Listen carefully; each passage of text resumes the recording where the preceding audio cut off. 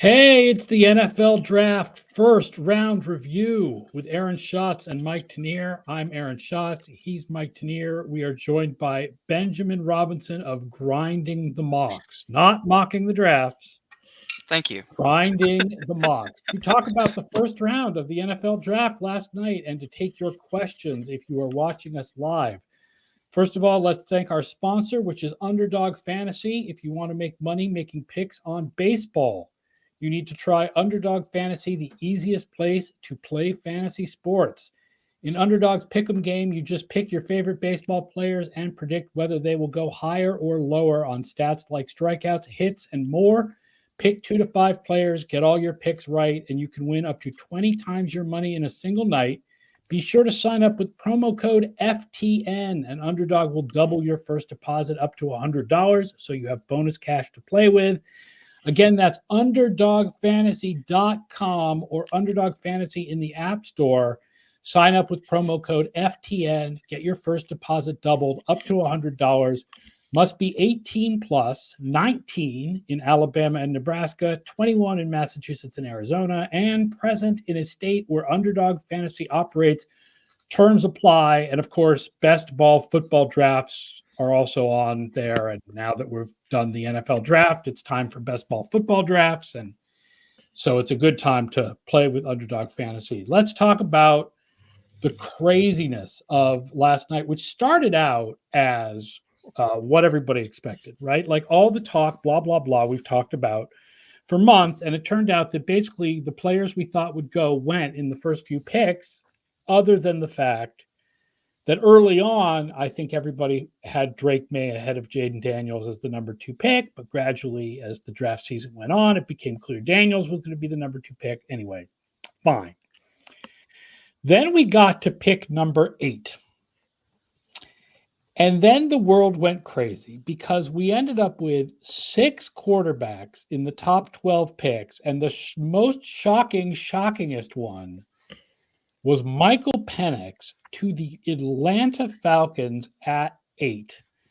And Mike, you tweeted last night that you expected to come on today and like there would be a lot of disagreement. But I have a feeling when it comes to Atlanta, we're not going to have a lot of disagreement about just how weird this process was. Yeah, I was not referring to this. We're always in agreement about Atlanta. They're always kneecapping themselves in some weird way. This was unprecedented. I think you were shocked. I was shocked. Benjamin was shocked. Kirk Cousins was shocked. Arthur Blank might have been a little shocked. It was a very unusual pick, and I can't justify it. I can't, shine it up and say, well, here's the logic that makes this make sense. It's a basic analytics tenet that it's good to have a young backup quarterback you are developing, right? There was a lot of, when the Eagles took Jalen Hurts, a lot of the analytics people said this was a good move. What if Carson Wentz turns out not to be that good? That is how it turned out. It worked out. Jalen Hurts was taken 53rd. Yes. Michael Penix was taken 8th. Yes. Jalen Hurts was taken at a point where Carson Wentz was coming off a series of injuries, and there was some internal discussion already about his with the program. Let's say, Kirk Cousins has been in the building, has not been in the building yet. I don't think has been in the organization 6 to 8 weeks, and already has a 9-figure commitment fresh to him right now. And Penix was mocked to go where, Ben? So yeah, I had Penix solidly in the kind of mid. Let me look at my numbers. Quarterback. So I had him as the 5th quarterback. So that part was confusing to me overall. Just kind of the valuation piece felt kind of strange. Like if you're concerned, for like me, the big concern, one of his big concerns coming out of this class for Penix was his age. He's going to turn 24 next month. And so he's going to play his entire rookie season at the age of 24. And it seems like they are planning on him not even playing. And so it would make sense if they had taken a quarterback last year, maybe, and you want to take another quarterback if you don't like it. Or gone the more likely to me, I would have appreciated maybe a Spencer Rattler on day 2. But yeah, this felt really rich. It kind of feels a little off. Like You've invested a lot in the kind of quarterback that that has been costly and has basically been hard for teams to build a winning roster around. So they've kind of been building the team backwards for a while, and it seems like they're kind of continuing to do that.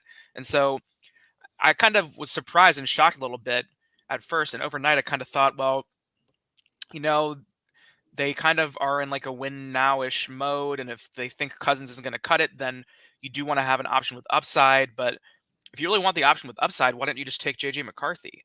And so that part was like the most interesting thing to me. And, I think people were really, really kind of zoned in on Dallas Turner, the edge rusher from Alabama, going to the Falcons, because the Falcons haven't taken an edge rusher in years, and their pass one badly.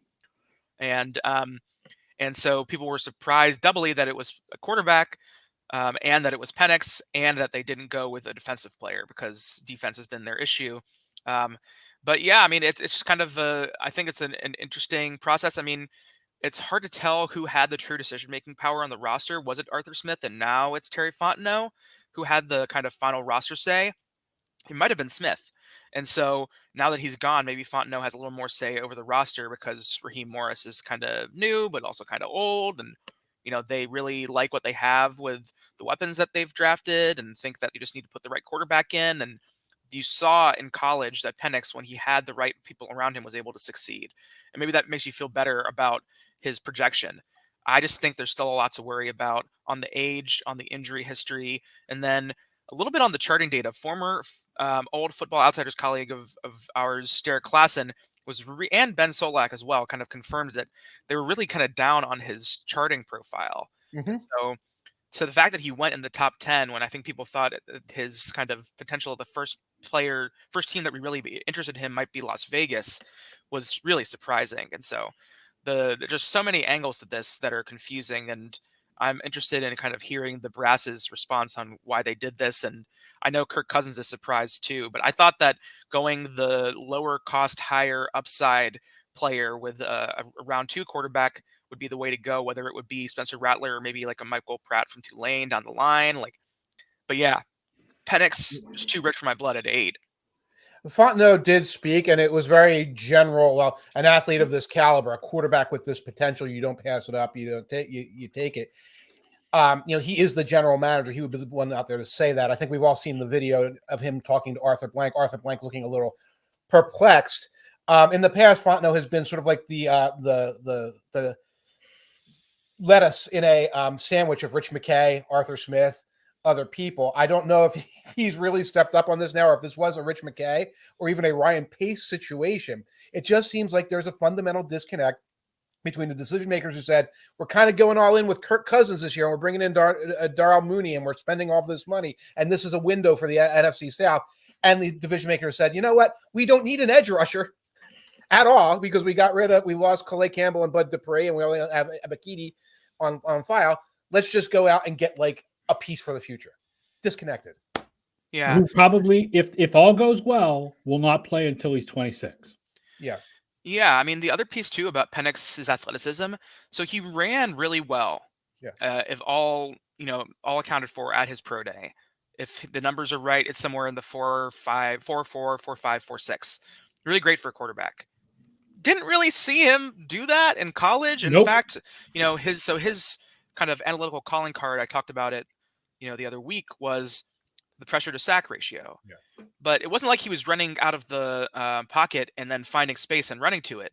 He was finding space to run out of the pocket and then throw the ball away, which is good. Sack avoidance is a positive trait. You're not necessarily creating a lot out of the structure of the play, though. You're just living to fight another day and hoping that with the weapons you have, you can create something special, which they did. But I don't know that the sack to pressure sack ratio thing it's definitely meaningful, but it's not as meaningful as it is for like a player like Josh Allen or Patrick Mahomes, where you're avoiding sacks and creating positive EPA plays. Right. It's not a magic bullet statistic. It's useful, but not all encompassing. JJ McCarthy to the Vikings at 10. I think that ended up what a lot of people kind of expected. They thought maybe the Vikings would have to trade up more for it. Instead, the Vikings traded up one spot, I guess, because they thought the Jets might take a him to sit behind Rodgers, so they traded up with the Jets just to get past the Jets. But whatever, the Vikings took McCarthy at 10. That seems to make a lot of sense, right? Like, I'm not a big McCarthy guy. I definitely would have put him fourth among this year's prospects, but you got to take the roll of the dice, especially if Sam Darnold is your incumbent quarterback. Would you guys agree with me on this? I think that they were concerned about Denver dipping into the future. Denver might trade with the Jets. Yeah, Denver ended up taking Knicks, but I think that they kind of wanted to secure that. That was the reasonable move. McCarthy, I think makes a lot of sense. Like I said, on the younger side, has been efficient. When you break down the NFL type throws like Mike did in that article, I thought that was really illustrative, that the sample size, you wish it was bigger, but in some of the areas that we care about in terms of translating from college to pro, he had pretty good stuff. And he was kind of the odds QB4, and you get him without having to trade up too much.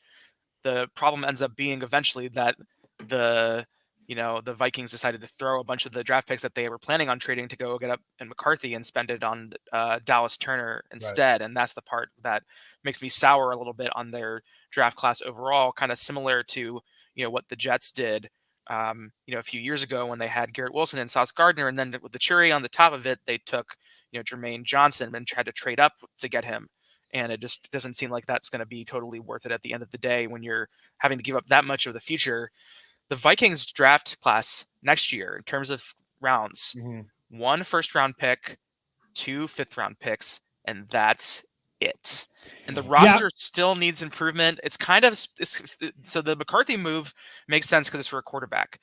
Edge rusher, I can justify it a little bit because the edge rusher is such a premium position, but Turner was the biggest faller of any of the players that I was looking at all night. But to me, McCarthy, I thought was a really solid move. That's the move that I would want them to make, specifically because it was such a small move. It wasn't, when you think of teams moving up 1 pick to get a quarterback, you think about the Bears moving up to get Trubisky with the Niners, but that was very expensive. And, because of how high they were in the draft, at this point in the draft, one could argue the Jets could have gotten more out of it, but if they were comfortable with just getting extra pick and still getting the player they wanted in Fashanu, then I think the Jets, it makes sense for them. But yeah, McCarthy to the Vikings was a target that many had, so that one was very clear. I was going to hit Turner later, but just to talk about it now, Mike, I know that you sort of make fun of the analytics obsession with trading down because you call it the cult of the day 3 picks. But I do want to point out that in the trade up to get Turner, the Vikings did not give up a couple of 7th rounders. No, I get that. They gave up a 3rd round pick and 2 4th round picks. Those are real picks. That's not like, oh, well, let's just take this guy so that he's not an undrafted free agent. Those are real picks, even though 2 of them are on the 3rd day. Yeah, and they're also a year down the road. And there's like a school of thought that says a pick's a pick, even if it's a year down the road. That school of thought is completely false. That's foolish. There's a lot of things that can happen between now and then. There's ways you can get those picks back later on. But that is significant draft capital. I will say the 3 of us, we know Kwesi knows the real politic of what these picks are worth when he's on the phone with these guys. He's not somebody who's F them picks, not a guy who's not versed in analytics. So he made that choice. I do wonder about Turner, though, because at that point, there's a lot of edges on the board. Are you really getting someone that much better in Turner than you would have gotten in Jared Verse, who was sitting there later, and a couple of the other guys who Saxier liked, who I liked? I'm guessing Brian Flores had a very specific choice there. I think part of it is that Turner can drop into coverage. And I think part of it is there were 3 edge rushers that were clearly ahead. One of them had already been taken. So I think there is a sense you want to make sure you get either Turner or Verse. Okay. It's not like you could pass on Turner and try to get Verse, but what you don't want to do, I understand their thought process was, we don't want to miss out on Turner and Verse.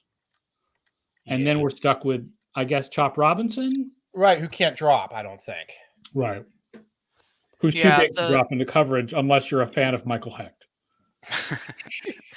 I mean, it's a bet when, we know that in the draft, reaches are real, but steals really aren't as real. And so if they believed that Turner was really that valuable and they were going specifically to get him and not just get Verse, like, I think the Rams end up being the real winners here by waiting and just getting Verse at cost instead of having to trade up for him. And so I don't think that, I mean, the Vikings are not an edge rusher away. I mean, they did get Jonathan Grenard and they let Daniil Hunter walk in the offseason, kind of a weird free agent trade between the Vikings and the Texans. But they're not an edge rusher away. They have many. Van Ginkel. Dallas Turner may not even start. Van Ginkel may start. They picked up from Miami. It's always going to be a rotation for the edge rushers. Right. You can never have enough of them, and there's no guarantee that they're all going to be healthy. But that's what the depth of the draft is for. There are other defenders that could be available later on. I mean, we talked about Chris Braswell the other week as one of my fallers. But he's a guy that's available in the second round. There are others too. But yeah, the thing for me is just that, they have so many issues, and getting a better edge rusher is not going to fix those issues. The problem with the Vikings has always been that they don't have enough draft capital. And so I think that they kind of thought that they were going to be, they had the mindset of, we were going to probably trade a bunch of these picks to go move up for a quarterback. Maybe they really wanted to get Drake May, and they were like, oh, we were willing to do that anyway. Turner is highly rated. Let's go get him. And it's either that or desperation, because if there's a bad year this year, maybe Kwesi's out of a job. And so that way you're losing the long-term vision where they've always been hamstrung by lack of draft capital. And you look at how Rick Spielman succeeded for so many years by accumulating draft capital and making lots of bets, and those bets working out, and then getting a mid quarterback and living forever. But the thing about Kwesi is that he's kind of, this competitive rebuild thing is just not, I don't think it's real. And the only way this works is if McCarthy hits. It's the only way this works. But even then, you want to try to build around the roster more, and then next year you can't do it because you decided to go edge rusher this year.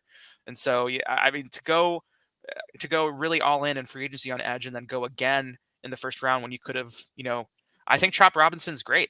I think that he would have he had a really great analytical profile. I would have just stayed put and waited for Chop Robinson. And then if you're there, then, draft somebody at cost instead of having to draft someone who's supposedly very good, but at a price that is more than I would be wanted to pay. Back to the quarterbacks. Let's talk about Bo Nix at 12, because that goes with this question. Mike Roosh, I'm late to the party, but do you think drafting 6 quarterbacks high represents teams overcorrecting for positional value? The Broncos and Falcons are not a quarterback away. No one's a quarterback away. I mean, I just wanted to, that's not how you think. Well, we shouldn't get a quarterback because we have these other needs. You got to be in a position. Now, I would agree that the Falcons are completely weird and off the table. But we start with 4 teams, or at least 4 teams, that had an obvious need at quarterback in a quarterback-rich draft. So we're going to get 6, honestly, if you add in Denver and Denver, Las Vegas, Minnesota, New England, Washington, and Chicago all had needs at quarterback. Yeah, I was surprised. I mean, I had seen the rumors that people were saying, and the mocks ended up being this way. But in the past, we've always seen one guy fall. And this year, it just wasn't the case. The quarterbacks really did go all in the first round, which is, exciting. I think some teams kind of were deferring making these picks, and kind of you wind up with the Broncos, feeling like maybe they didn't have a choice because they had made these decisions in the past to trade up for guys that we talked about the other time 2 weeks ago were questionable. Whether it was Marvin Mims and the Iowa DB that they took last year. Yeah, Riley Moss, thank you.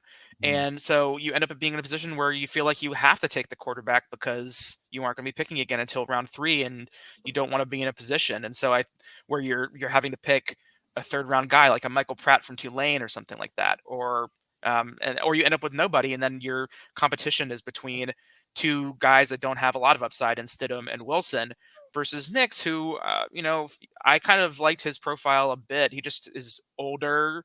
He doesn't have the same injury problem. He played in that micro passing offense in Oregon, but in theory, I mean, he's going to play. He has an opportunity to play right away. It's not like he's going to be sitting. So to me, you're going to find out pretty quick whether or not Nix is an option. And so I think it's strange that how they've decided to build this team, but a part of it is the result of the choices of the past that George Payton made, where Russell Wilson has flamed out, and then now his job is on the line again. So to me, this is sort of I need to make this work. Otherwise, I'm not going to be in this job next year sort of deal. Sean Payton has staying power there. I don't believe that Payton does. I understand the analytical idea that quarterback is such an important position that positional importance means you have to take quarterbacks early. You have to take the gamble. Yeah. But golly, this seemed early. Yeah. I'll say, one thing as well, trading down would be great. I don't know if the trading down partners were there. The impression I'm getting from what I've heard, the Eagles were like sniffing around. The Rams were sniffing around because they wanted their defensive player. I'm guessing other teams were. Once they got wind that there was going to be this quarterback run, and the quarterback run also had a couple of wide receivers in it, any team that didn't need that said, we are not trading up. That trading up partner probably wasn't there. You guys are going to go. There's also the risk the Raiders will take next. Yeah. And the Raiders need a quarterback too. Yeah, they needed so they took that risk, and we're going to talk about them in a minute. But the teams like the Colts, Eagles, everybody who took like the Rams, the defensive player, Seahawks. Yep. These are the winners because you're sitting there and you're saying, oh, the best cornerback, the best defensive tackle, the best edge are just landing with us at 14, 15, 16 because of this quarterback run. If those GMs, and we're talking about Howie Roseman and Snead, right, from who's the Rams? Yeah, Les Snead. Yeah. Les Snead. These guys can spot this stuff, do their research, and realize we're not trading up. So Peyton might have been sitting there saying, hey, I'd love to get a second-round pick if I move down, and no one was buying. Yeah, let's move the discussion of the defensive players we're going to talk about later, but that fits in with this. What did you guys think about the fact that defensive players went so late? Latu was the first defensive player at 15. Quinion Mitchell was the first cornerback at 22. Yeah. Yeah. Yeah, I had Latu pretty solid. His expected draft position ranking was 17, so getting him at 15 is great. The biggest concern with Latu was the medicals, really, because he's been awesome at UCLA the last 2 years. And so he had if you look at the level of talent that the University of Washington had in their roster over the years, geez, they recruited amazing. Although he was third in sacks here, what I heard about a lot last night was that he was the best pure pass rusher. Yeah. In that Dallas Turner is in particular is more of an all-around defensive player who can do lots of things. Yeah, I heard that Turner was the better athlete. One of the things that I pay attention to is some of the in-game athleticism testing that's available now.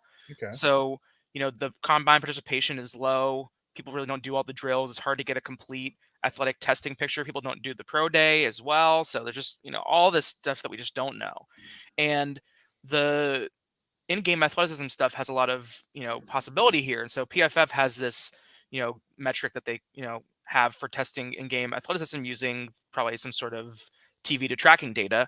And Latu was mentioned up there as one of the best athletes on the field on in-game athleticism and by efficiency from PFF, the pass rush win rate numbers. He's just, the best per pass rusher in this class. And I think the Colts are really interesting. They've taken edge rushers before. They took Kwity Paye a couple years ago. They in the same draft they took Dayo Odengbo from Vanderbilt. Kind of more like athleticism upside plays. And then with Latu, I think the idea is pure pass rush floor, which is really high. I think he'll fit in well. I thought that they were going to target secondary, so I thought that defense was definitely in the cards unless Brock Bowers was there. But yes, they could have used a cornerback. But yeah, they could use a cornerback. They have mostly taken those in day two. Like last year, they took Julian Juju Brents from Kansas State. So they've done this before. They tend to kind of take cornerback more as a second day kind of pick. I don't know, Mike, what's your thought about the defensive players? Eagles got what they wanted. Eagles got what they wanted. My neighbors are happy. I'm pleased with the idea. Quinion Mitchell was sitting there right away. Lions fans should be happy as well because they got Tarion, right? That's who they picked up. Right. That was a trade up too. I like that the suit, Eagles, by the way. Great suit. Yeah. For him. Yes. I like the Eagles pick because once again, like Howie, like you said, like getting a player just at cost. A player who, who's the best player at his position, at a position of need. I think it checks all the boxes. I had him at 15. So, outside of Dallas Turner, Terrian Arnold, and Quinion Mitchell were kind of my biggest, quote unquote, steals of the draft.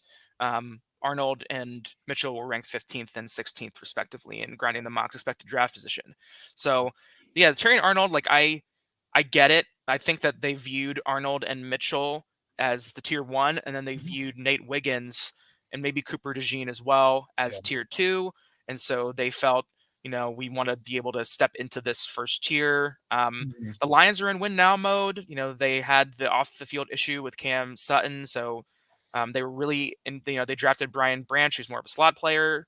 They were in the rumors that they really liked Devin Witherspoon last year, who ended up going a pick earlier than them or so to Seattle. So, the fact that they wanted cornerback was no surprise. I thought that maybe they'd be kind of in the market for an edge player, but yeah, I mean, time for winning is now. So yeah, they really liked Arnold, and they have another Alabama defender on their defense. Ben, who were the biggest risers other than Nix and Penix? Obviously, Nix and Penix are the biggest risers. Who were the other guys who got drafted earlier than expected? So beyond the quarterbacks, the top 3, or we'll go with the top 3. Ricky Pearsall, wide receiver from Florida. So he was on the very edge of my top 50. So my 50th ranked player in expected draft position. So kind of surprised because there were about like 4 other receivers in front of him that I thought were more likely to go than him. So, he is also on the older side, very athletic. When people were watching Anthony Richardson 2 seasons ago, they thought that Ricky Pearsall is pretty good. And so, he comes back to Florida. They have a pretty meh year, but he was a standout player still, went to the Senior Bowl and did really well. So, wouldn't be the first time that the 49ers drafted a wide receiver from the Senior Bowl. Debo was in the Senior Bowl, Ayuk was in the Senior Bowl, and now Pearsall was in the Senior Bowl. So that was a little surprising. The other 2 that I have, J.C. Latham, the offensive tackle from Bama. There was a lot of noise from some prominent mock drafters, namely Daniel Jeremiah and Lance Zierlein, that Latham was in the cards for the Chargers at pick 5, and it turns out that was off, but not too off. So he ended up being ranked 10th in my expected draft position numbers, and he went at 7. So this draft beyond the quarterbacks, really not a huge amount of what I would call this draft capital over expected. So people didn't reach too much outside of the quarterbacks, which I'm like somewhat comfortable with, although I'm not comfortable necessarily with these guys specifically analytically, but you can kind of like say like quarterback, like you said, has such high upside. There's like some justification for it despite some funky process. But those are the 3 that I saw. And then also the last one, Chop Robinson, edge from Penn State, who I had as my 29th ranked player and ended up going at 21 to the Dolphins. But but they didn't have to trade up for him. They got him at cost. So speaking of trade up, Mike, what do you think about the Bills? The Bills got knocked by a lot of people for trading down and out of Xavier Worthy. Yeah. And the Chiefs got this really fast receiver. Everybody was like, oh, here we go. Chiefs are going to win the Super Bowl again because they took this receiver. On one hand, I want to say Worthy went about where Worthy was supposed to go. So it's not like the Chiefs got some sort of great draft steal. The other thing I will say, though, is part of the idea of why you trade down is to add additional picks. Yes. The Bills didn't add any additional picks. Twice. They just moved picks up. Yes. Like up from like the 5th to the 4th or something like that. Yeah. They did that. And they did hand the Chiefs the fastest receiver in the draft, which seems a little weird. And then they dropped another spot and lost a chance to take another receiver. Yeah. So you lose Worthy, who could be that vertical stretch guy and give you that element of what you had with Stephon Diggs. Then you kind of lose out on Pearsall and Leggett, who, we can argue if they're reaches or not. But I think both of those guys qualify as people who can kind of contribute right away. Pearsall's pretty polished and very athletic and a good contested catch, hard catch guy. Leggett's your slotty slot dude. Who's a bigger one. So you lose all of those in those move downs. So clearly either the Bills are going to come up and take a Adonai Mitchell right away. I was going to say, doesn't it seem like they might as well just take Adonai Mitchell tonight? Or they're going to take Nate Wiggins. Or they're going to say we need a corner, and that's why not Nate Wiggins because he's taken, but DeJean. DeJean. Excuse me, DeJean. Wiggins was taken by the Ravens. They're going to take DeJean, and you're absolutely right. So I went looking and saying, well, they probably grabbed themselves an extra 4th or whatever. They're just sliding around the board. So I don't get what they see in this particular draft that said, hey, you know what? The Panthers, you take this slot guy who we could plug in and probably give us 50 catches and yak.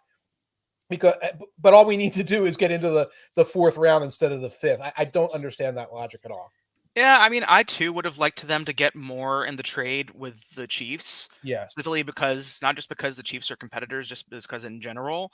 But I do like the philosophy. Just you kind of wish the returns were better, but just because the returns aren't as good as you want doesn't mean that you shouldn't do it. And so if Adonai Mitchell is really their target and they think that there was a good chance that he would be available. So Adonai Mitchell is, I think, probably my 33rd ranked player or something like that. So he's like purely in, he's my 35th ranked player. So he's purely there. Like there's a decent expectation that he would be there. I think people were steaming him a lot to the Chiefs. Once the Chiefs took him, there was a chance that he would be available. Other teams had other targets. It was pretty clear that, the Panthers really liked Leggett. They seem to really like players from the Carolinas. They had J.C. Horn, Ikem Ekwonu, and now they can add Rattler's coming. Watch out, Bryce Young. Yeah, they didn't end up with Drake May. Sorry. Yeah, I know. It wouldn't be such a bad thing either. I think I could justify that with the year that Bryce Young had, that they could use some more quality at quarterback or more insurance for the future. But yeah, I think the Panthers, just the other piece too is that we just know that they lack draft capital, and it's sort of a similar thing. Like you may not be able to get Leggett in the second round. There's a chance that maybe the Bills take him or some other, but it's like, it feels to me like it's really rich. Also on salary, you pay him a lot more drafting him at pick, 32 versus you would at 33. And that's one of the reasons why T. Higgins is such a good deal, was you're not just getting the upside, but you're getting him at 33 instead of 32. And the second round delineation matters in this case for salary. But, from my point of view, I give the Bills plaudits for process, even if the results weren't as great in terms of compensation. Yeah. The Panthers don't have a lot of picks to give, so you kind of got to take what you can get from them. The Chiefs one is the one that's like a little bit more confusing there, but I'm still not going to knock them for the process because they do need more guys. And if this is a return to kind of value-based drafting, because a little bit of what Aaron has been talking about since the end of the season, that they're kind of window for winning the Super Bowl may not be as big as it once was. It's not gone, but it's not as big as it once was. It's always going to be there because of Josh Allen. But now they want to want to have more picks so they can get more guys to give Josh Allen more opportunities, and they can get the next Khalil Shakir in the 5th round. So I don't think it's the worst idea. And obviously, people can be comparing whoever the Bills take with this pick if Worthy smashes, but there's a decent chance that Worthy is a speed receiver who doesn't necessarily turn into a contributor, and we've talked about how tiny he is. Yeah. So who knows? AD was a little bit like Batman, and Worthy was like Robin when you watch them on the field. So that could be that. I think if they get Mitchell out of this, they probably did pretty well overall. Yep. We take a question here. Mike Roosh asks, player age comes up a lot, but for teams, what is the difference between a 21-year-old 2-year starter and a 22-year-old 3-year starter? To me, I do want to say it depends on the position, right? I think that our analytics have shown experience is more important at quarterback. Wide receiver, you want the youngest guys possible. The biggest issue with age is to remember how old guys are. And this is a concept that comes up a lot in baseball. Right? If you have a 24-year-old hitter at AAA and he's whooping the pants off the ball, or even worse, AA, and he's whooping the pants off the ball of a bunch of 20 and 21-year-old kids, well, part of the reason he's doing it is because he's 3 and 4 years older than the pitchers he's hitting off of. Now you bring him to the majors, it's not going to translate. Right. That's the worry about like Penix and Nix. The worry about Penix and Nix is they're maxed out. That they beat up on guys who are 4 and 5 years younger than them, and that it means if Drake May does the same things at 21 that Penix is doing at 24, against a bunch of other 21-year-olds, that's more impressive. Right. Yes. Yeah, to me, age matters. It's also a signal. The early declare is a signal that you have been really good at your age, and so there's just a better chance that you continue to improve too. There's a better chance that you haven't just maxed out or that you're beating up on the competition. Yeah, wide receiver, the signal is really strong. The guys are just better if they come out as juniors. That's the funky thing about Pearsall. So that's the other thing about this class. We know that on average, this class is a little bit older than previous years by like a year or so, or half a year to a year or so. So And so on average, I mean, at the high end of this class, we should be seeing more young guys because just there are guys who are declaring. But on the whole, this class is a bit older than average. But yeah, I'd say at quarterback, I'd be concerned. There's a certain point where I'd be concerned, where you're like if you're going to be turning 24 your first year and you haven't played a lot of games. Yeah, it's like the Jaden Daniels, Joe Burrow thing. That's kind of concerning to me. But yeah, that's the kind of the beautiful thing about Caleb Williams is that he's so good and he's still so young. That is the ideal guy, the 3-year starter who has been good every year and looks like they can just get better. And we have to be mindful that NIL is going to change that signal a little bit, where some guys might say, hey, I might as well stay at Georgia for this amount of money and stay on campus. And we're going to see a little more of that as the years go on. It's a calculated risk. I mean, look at Jared Verse. I mean, I thought Jared Verse would have been a top draft pick last year, and he falls to the 19th pick this year. And I think that might be a loss potentially for NIL when he could have had another extra year to get to that second contract if he's going to be good enough as a pro. So it's definitely a tough calculus. But the other thing is that for players who go back for NIL, the odds are that they probably weren't going to be a high draft pick. So that's the thing that's surprising about Penix, because he came back last year, and partially they were saying it's because of NIL, but also because he wouldn't have been a high draft pick. And then boom, he ends up at 8 overall. And so that's one of the more surprising things about that was, where would you have drafted him last year? Where would you have drafted him this year? A lot of questions. But yeah, age, it's not a bullet thing, but it's just something that you'd like to have from a prospect because of the things that Aaron brought up and the fact that they're probably less likely to be maxed out. And Brock Bowers at 13 to the Raiders. That's the most confusing pick to me of almost the entire draft. Are you confused because they just took Michael Mayer high last year? That's because part of it. They can do 2 tight ends, and if you do think Bowers is that good, you take him. The tight end position, we just know, is notorious for first round misses. Disagree. Hard disagree. False. Categorically false. Okay, I guess I haven't watched the tape enough. Kyle Pitts, the big. Okay, 4th overall, that's too high. 1,000-yard season as a rookie. Yeah. TJ Hawkinson, 90 catches, 95 catches last year, 2-time Pro Bowler. Okay. Evan Ingram, 2-time Pro Bowler. His first season, I have it up right here. 64 catches, 722 yards, 6 touchdowns. Has a Pro Bowl season with the Giants a couple years later and has 114 catches last year. I think we're looking at a situation where we're over expectation of what a tight end is going to be. I think these wind up being generally very useful players in the first round. Okay. Well, my interpretation of the data writ large. Show me the bust. Who's the bust? I'd say that Hawkinson has not performed to Eric Ebron. Okay, there's one. Eric Ebron, Noah Fant, definitely. Often the issue too is that we are over-indexing on our ability to pick which one is the best, because what you're leaving out are the second rounders who've exceeded expectations, or the third rounders, and you're leading out the Adam Shaheens and Adam Troutmans on the other side. Yeah, for sure. I mean, yeah, but to be honest, those are small school guys who I think were projections.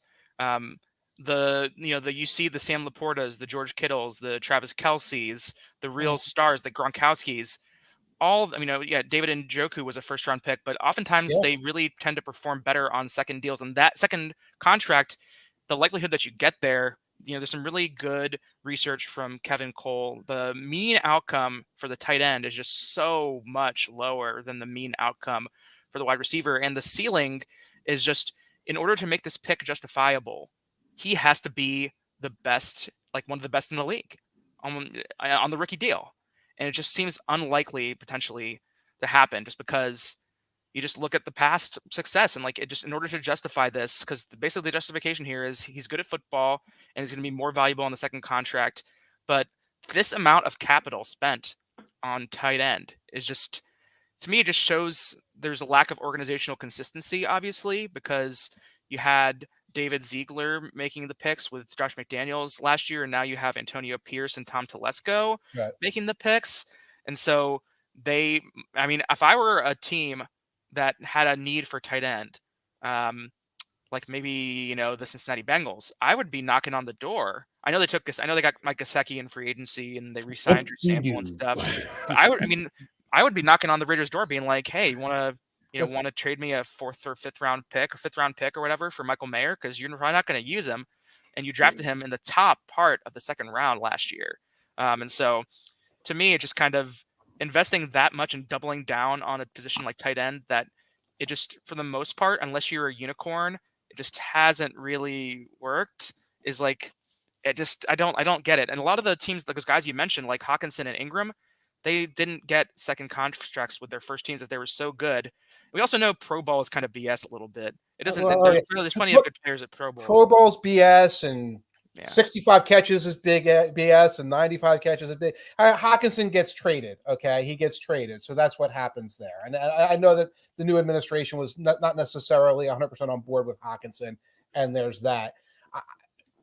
I'll say this for the Raiders. Murphy's on the board. Every defensive player is on the board. Every single one at that point. They should have gone that direction, 100%. I'm not justifying this by saying, go at tight end when the best edge, the best cornerback are all on that board, best 3-tech tackle. But this is, I guess, get a weird vibe out of this. By the way, Gesicki is one of your 2nd-round picks. The guy can't block worth a lick. He's horrible. Okay. So, I don't see it when you've got a guy with this talent. I don't want to take him 4th overall.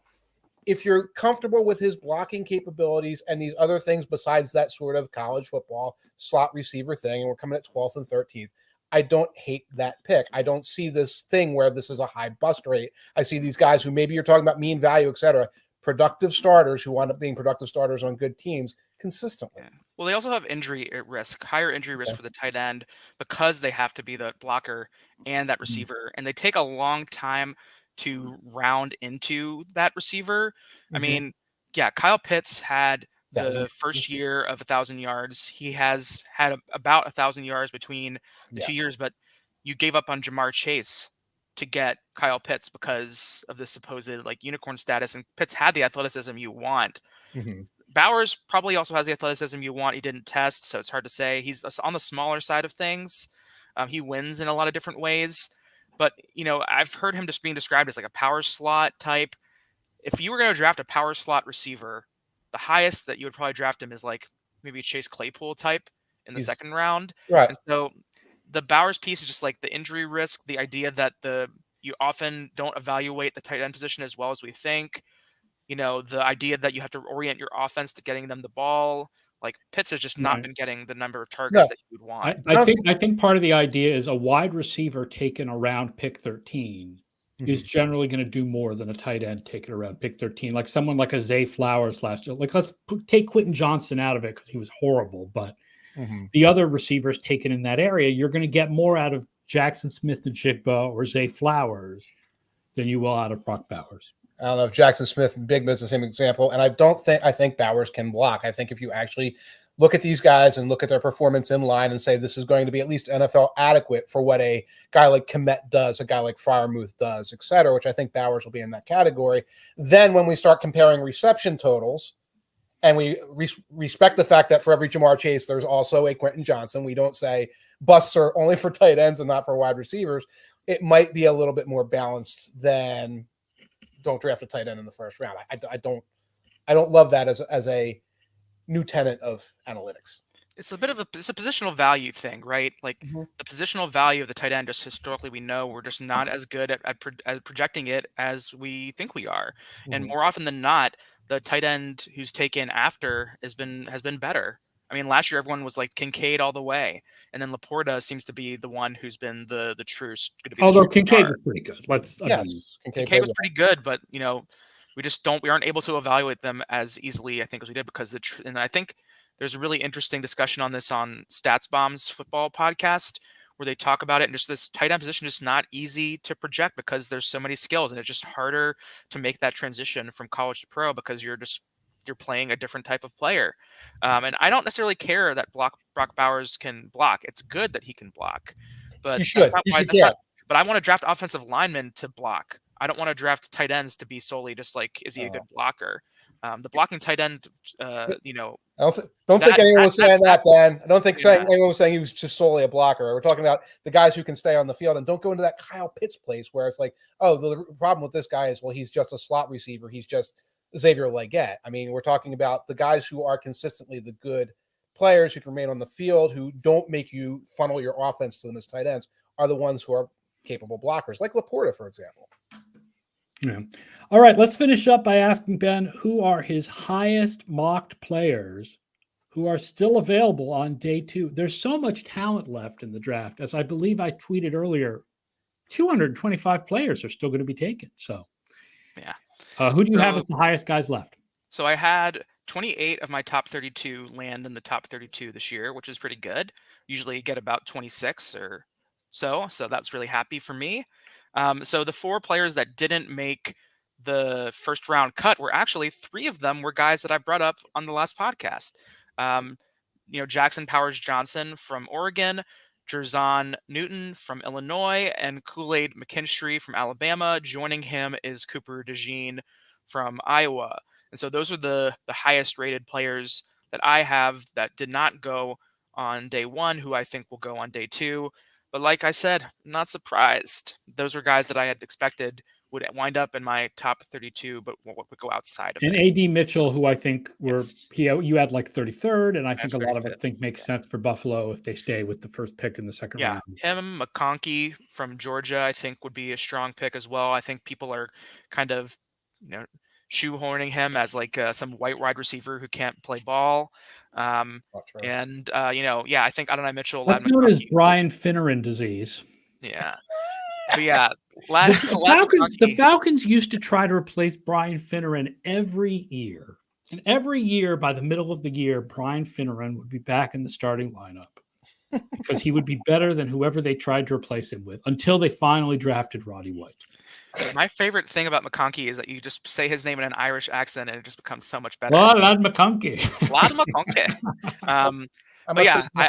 I think that those are the guys that go pretty fast and furious. The tackle position is just really dry at the top. I really only have 2 that I have these top 50 grade on, and so that's Kingsley Suamataia, who I thought would be.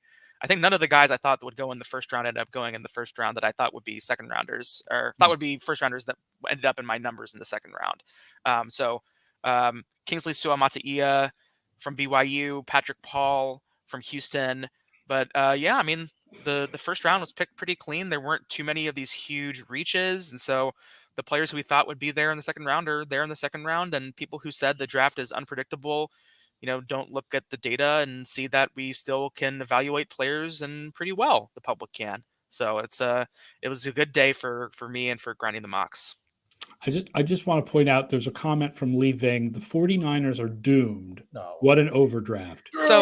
No teams are doomed. No teams are doomed because they overdraft a wide receiver number 31.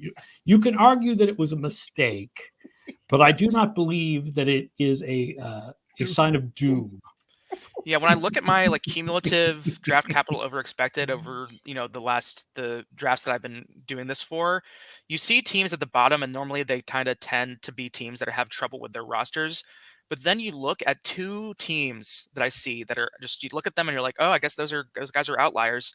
It's the 49ers and the Rams. And so they tend, I think, to take a little bit more of a contrarian view on players and value them differently and have processes that I think are probably pretty similar. And it doesn't hurt that they have excellent coaching.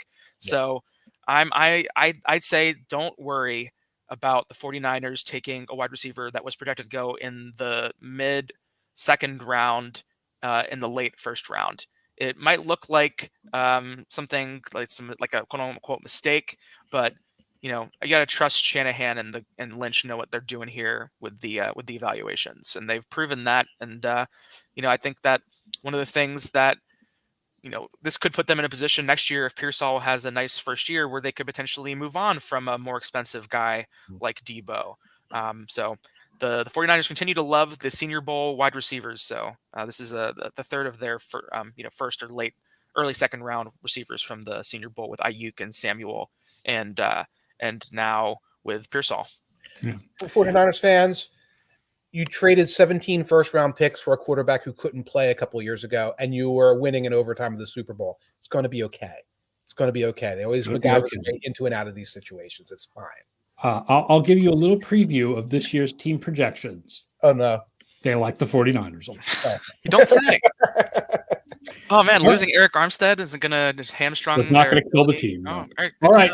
That does it for the podcast and live stream, everyone. Thank you, Ben, for joining us for all the draft stuff that you've done. We really appreciate it. Grinding the Mocks, again, is the website and the drink, both the website and the drink. Make sure you are subscribed to Mike Tanier's Substack, everyone, to Deep Zone, miketanier.substack.com. And, of course, you always find me at ftnfantasy.com/DVOA. We will be back with more shows, I don't know, in a few weeks. We'll start doing some off-season shows. We're going to kick into high gear on the FTN Football Almanac over the next few weeks, and then we'll come back and start doing some weekly shows. So until then, thank you so much, everybody. Thank you, everybody, for watching the show, and we'll see you sometime soon. Adios.